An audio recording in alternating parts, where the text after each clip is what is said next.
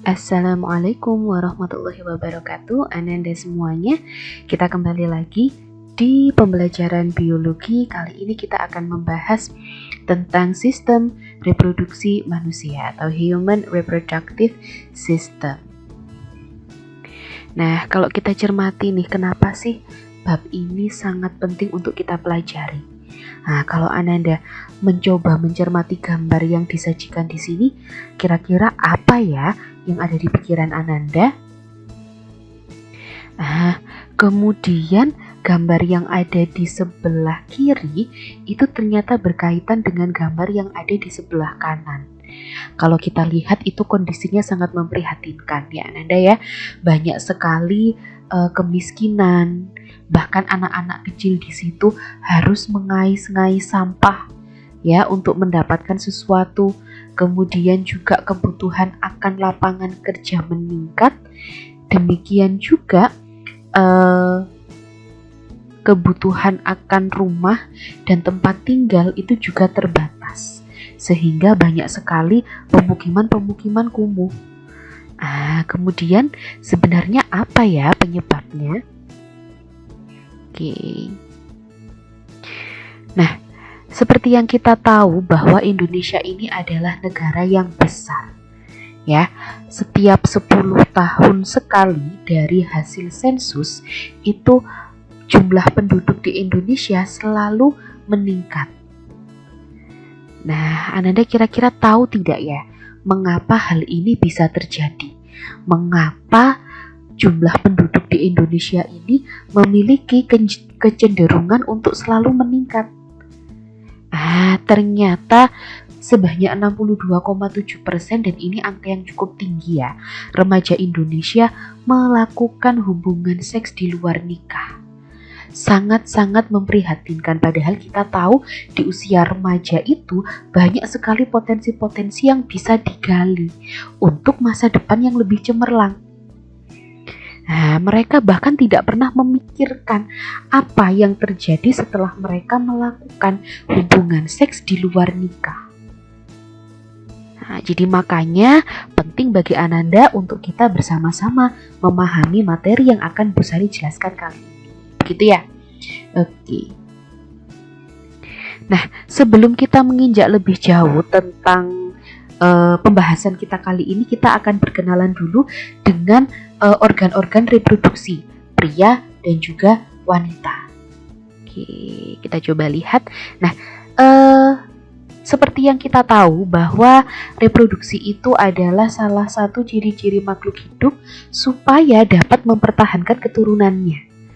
Nah, Ananda sudah belajar sebelumnya fungsi reproduksi di manusia itu dilakukan oleh sel gamet. Ada 2 jenis sel gamet ya. Untuk sel gamet yang dihasilkan oleh perempuan itu dia berupa sel telur atau ovum. Nah, kita kenalan setelah ini bagaimana sih organ-organ apa saja yang berperan dalam menghasilkan sel telur. Oke, Bu Sari akan tunjukkan terlebih dahulu. Ada beberapa organ nih Ananda ya yang perlu kita ketahui. Yang pertama, organ utama reproduksi manusia, terutama di sini untuk perempuan adalah ovarium. Nah, di ovarium ini sel gamet itu dia dihasilkan.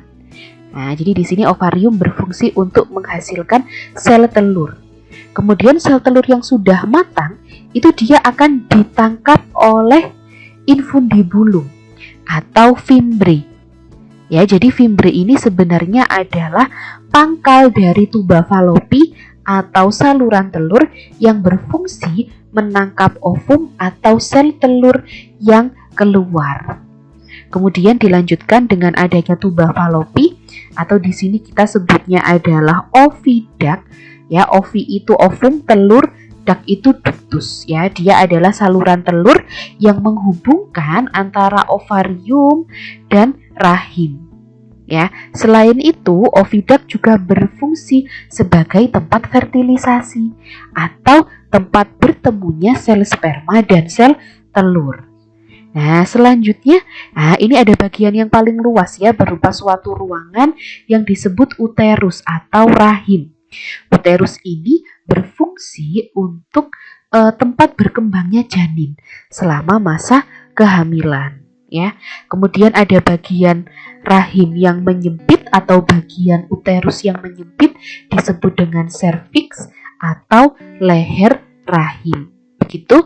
Lalu ada juga saluran menuju luar tubuh, di sini adalah vagina. Jadi itu beberapa organ yang menyusun sistem reproduksi perempuan. Selanjutnya kita akan berkenalan dengan organ yang menyusun sistem reproduksi laki-laki. Nah, kita akan coba lihat apa saja organnya.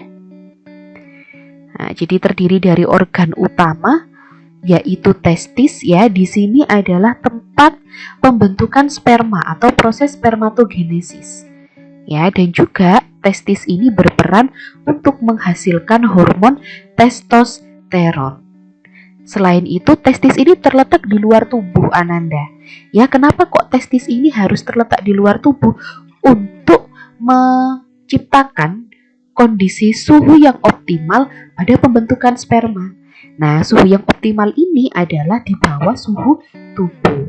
Kemudian testis ini dilindungi oleh kantung yang bernama skrotum, sehingga suhunya tetap terjaga untuk produksi sperma. Ya, kemudian ada epididymis. Nah, epididymis ini terletak di atas testis. Ini adalah tempat penyimpanan sperma sementara. Nah, kemudian ada saluran keluar sperma dan urin. Ya, di sini adalah uretra yang terletak di dalam penis. Nah, kemudian, seperti yang kita tahu, di sini setelah sperma itu disimpan sementara di epididymis, maka dia akan naik menuju ke saluran penghubung antara epididymis dan uretra, yaitu di sini adalah vas deferens. Jadi ini ada saluran naik, vas deferens ini juga menghubungkan menuju ke kelenjar-kelenjar reproduksi.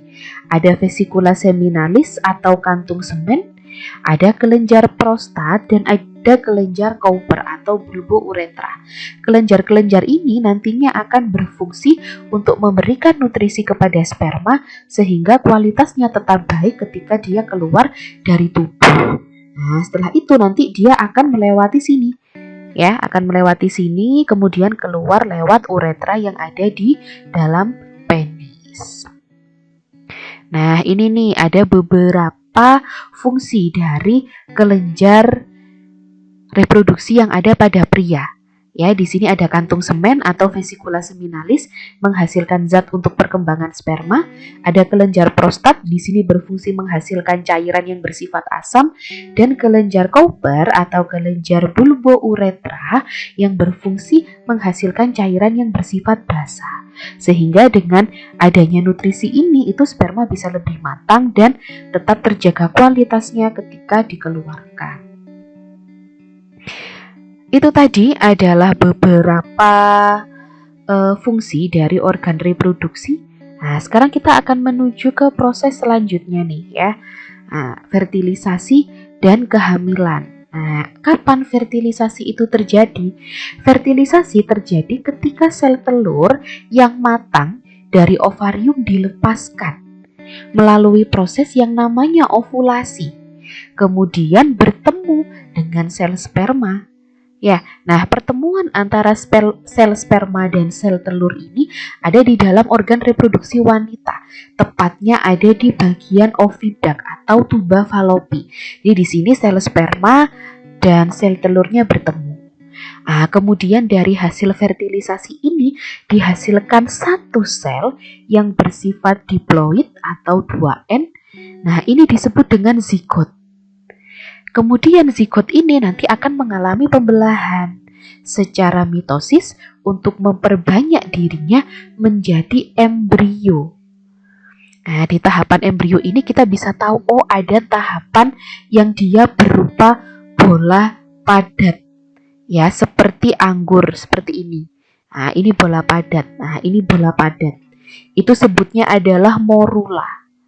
Kemudian jika morula ini sudah membentuk rongga, maka dia akan membentuk yang namanya blastula. Pada tahapan ini, embrio akan menuju ke rahim dan melakukan yang namanya implantasi atau masuk menuju ke rahim. Seperti itu.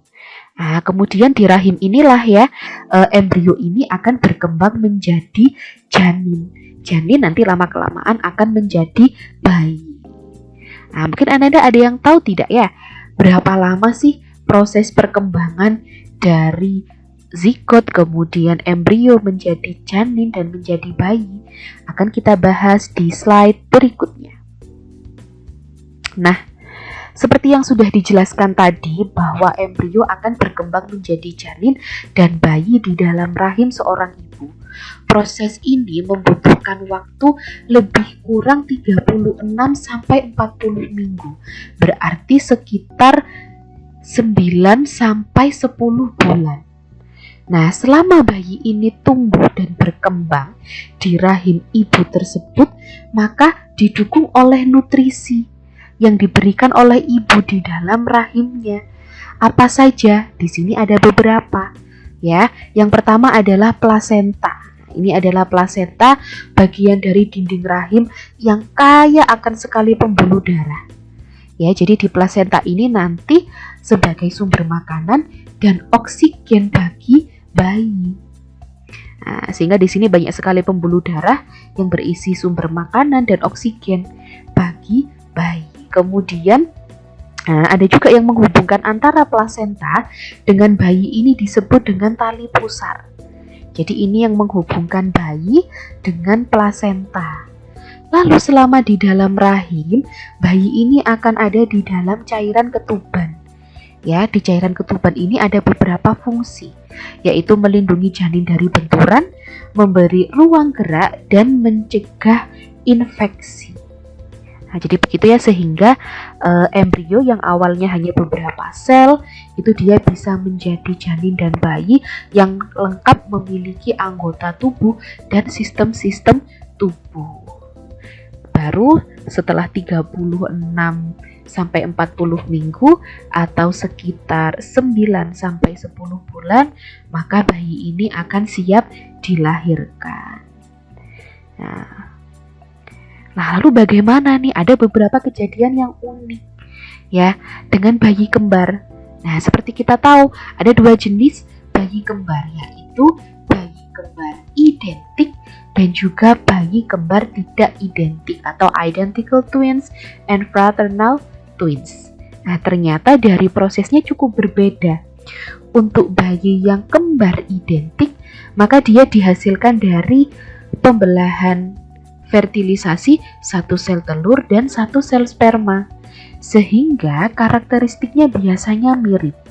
Tetapi kalau kembar tidak identik, maka ada kondisi tertentu yang memungkinkan ovarium menghasilkan dua sel telur secara bersamaan. Sehingga di sini pada kasus kembar tidak identik, itu dia ada dua sel telur yang dibuahi oleh dua sel sperma yang pastinya kedua-duanya ini berbeda. Sehingga karakteristik kembar tidak identik itu dia berbeda dari segi warna kulit, mungkin bisa juga jenis kelaminnya. Nah, karena memang dihasilkan dari pembuahan dua sel telur dan dua sel sperma yang berbeda. Begitu. Nah, selanjutnya, apakah semua wanita akan hamil? Atau mungkin ada kondisi-kondisi tertentu yang bisa mengakibatkan wanita ini dia tidak bisa hamil. Nah, kita akan mempelajari nih tentang siklus menstruasi. Apa sih sebenarnya siklus menstruasi ini?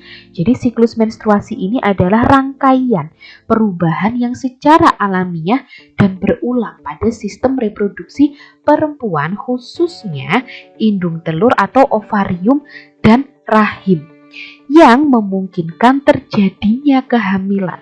Seperti yang Anda lihat di sini ya, siklus menstruasi itu ada 4 fase, yaitu fase menstruasi, fase proliferasi, fase ovulasi, dan fase sekretori. Di fase menstruasi ini adalah fase di mana keluar darah, cairan jaringan, lendir, dan sel epitel yang menyusun dinding rahim. Ya, kemudian fase menstruasi ini diikuti dengan fase proliferasi, yaitu perkembangan folikel.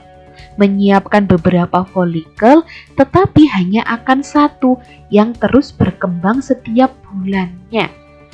Nah, maka dari itu di fase selanjutnya ada fase ovulasi. Pengeluaran sel telur dari folikel yang telah matang. Proses inilah yang disebut dengan ovulasi. Nah, di proses ovulasi ini, sel telur yang sudah matang dia akan dikeluarkan dari ovarium menuju ke tuba falopi dan bersiap untuk dibuahi. Makanya di sini ada potensi kehamilan, atau istilahnya adalah seorang wanita itu akan masuk masa subur ketika pada fase ovulasi. Kemudian selanjutnya dilanjutkan dengan fase sekretori. Nah, di sekretori ini ada yang namanya corpus luteum. Dia berfungsi untuk menghasilkan hormon, yang mana hormon ini akan menimbulkan penebalan pada dinding rahim untuk menyediakan tempat ya jika suatu saat nanti ovum ini dia dibuahi. Nah, lalu kalau semisalkan ternyata setelah kurun waktu 1x24 jam ovumnya tidak dibuahi, maka ovum ini dia akan mati. Ya. Nah, ovum ini dia akan mati, kemudian dia akan luruh di siklus menstruasi selanjutnya. Nah, lalu bagaimana ya? Kenapa kok di sini ada fase-fase? Siapa yang mengendalikan? Oh, ini waktunya dia menstruasi. Oh, ini waktunya perkembangan folikel. Oh, ini waktunya dia sel telurnya keluar. Oh, ini waktunya penebalan dinding rahim untuk menyiapkan bayi. Lah, ternyata kok menstruasi lagi. Nah, kejadian ini itu dia dikendalikan oleh zat kimia yang bernama hormon.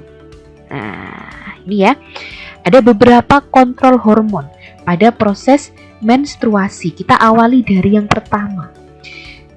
Pada proses menstruasi atau luruhnya dinding rahim. Nah, kenapa kok dinding rahimnya itu bisa luruh?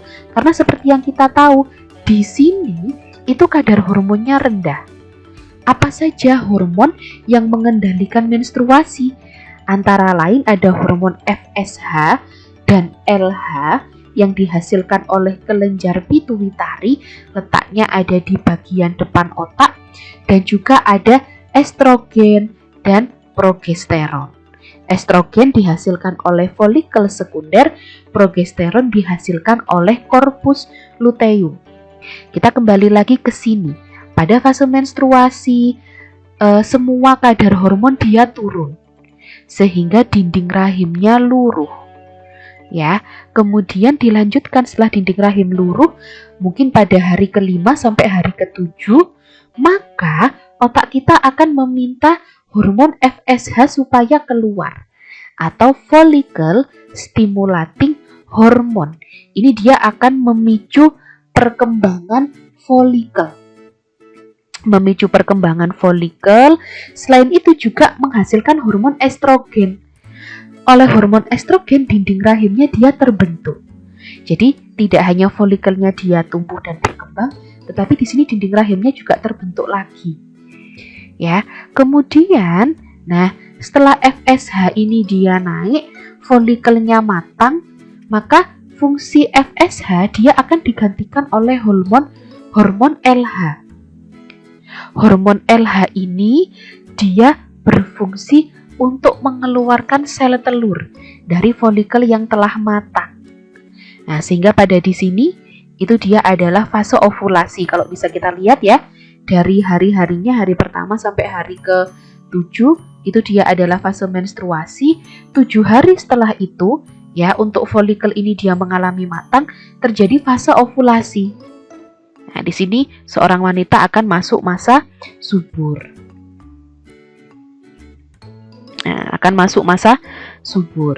Kemudian folikel yang telah ditinggalkan oleh sel telur berubah menjadi corpus luteum.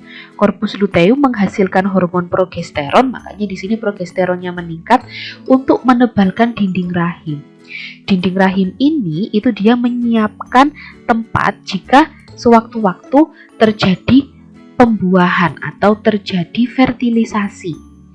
Tetapi ketika semisalkan tidak terjadi fertilisasi, maka korpus luteum ini dia lama-kelamaan akan rusak.